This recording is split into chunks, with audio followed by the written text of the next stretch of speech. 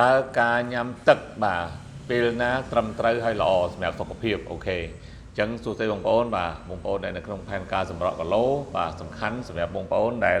ត្រូវការញ៉ាំទឹកបាទអញ្ចឹងម៉ោងណាដែលញ៉ាំទៅហើយបានលទ្ធផលហើយបានទទួលសុខភាពទៀតបងប្អូនបាទយើងចែកជា3ពេលអូខេម៉ោងទី1គឺម៉ោងព្រឹកបាទម៉ោងព្រឹកហ្នឹងគឺចាប់ពីងើបឡើងព្រលឹមឡើងម៉ោង5 6ហ្នឹងរហូតដល់ម៉ោង12ថ្ងៃត្រង់បងប្អូនញ៉ាំ50%ទៅបាទប្រហែល1លីត្រកន្លះបាទអញ្ចឹងទី2មានន័យថាប្រភេទចាប់ពីថ្ងៃត្រង់បាទថ្ងៃត្រង់បងប្អូនញ៉ាំប្រហែល30%ណាអញ្ចឹងប្រហែលជា1លីត្របាទអញ្ចឹងចាប់ពីម៉ោង12រហូតដល់4ល្ងាចអូខេហើយ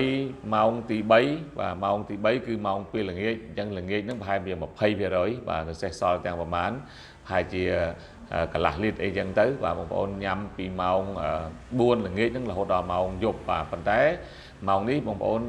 ម៉ោងយប់កុំសូវញ៉ាំច្រើនពេកបាទអញ្ចឹងខ្ញុំបញ្ជាក់ការញ៉ាំទឹកឲ្យបានលទ្ធផលល្អបងប្អូនកុំបខំបាទញ៉ាំសន្សំណាបងប្អូនអូខេហើយការញ៉ាំទឹកហ្នឹងគឺគេមានស្តង់ដាររបស់គេត្រឹមត្រូវដែរអញ្ចឹងបងប្អូនបើសិនជាបរោះបងប្អូនយកគីឡូខ្លួនឯងហ្នឹងយកមកគុណនឹង0.05បាទអញ្ចឹងឃើញចំនួនលីត្រដែលត្រូវញ៉ាំហើយបាទអញ្ចឹងបើសិនស្ត្រីវិញយកគីឡូគុណនឹង0.04បាទអូខេ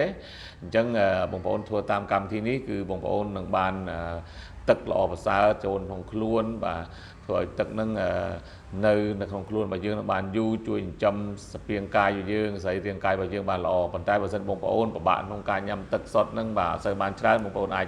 នេះលាយម្សៅតែដូចខ្ញុំនេះបាទម្សៅនេះជាម្សៅតែងាយស្រួលបាទសាមញ្ញបងប្អូនគ្រាន់តែយកមកលាយជាមួយទឹកសុទ្ធរបស់យើងទៅឲ្យបងប្អូនជំរុញនៅក្នុងការញ៉ាំទឹកបានច្រើនបាទអញ្ចឹងបើសិនជាបងប្អូនក្នុងផែនការសម្រក់គីឡូបងប្អូនមានចម្ងល់បន្ថែមបងប្អូនអាចឆាតមក Facebook របស់ខ្ញុំឬក៏លេខទូរស័ព្ទបាទខ្ញុំនឹងផ្ដល់ព័ត៌មានបន្ថែមបានដោយក្តីរីករាយបាទអរគុណច្រើន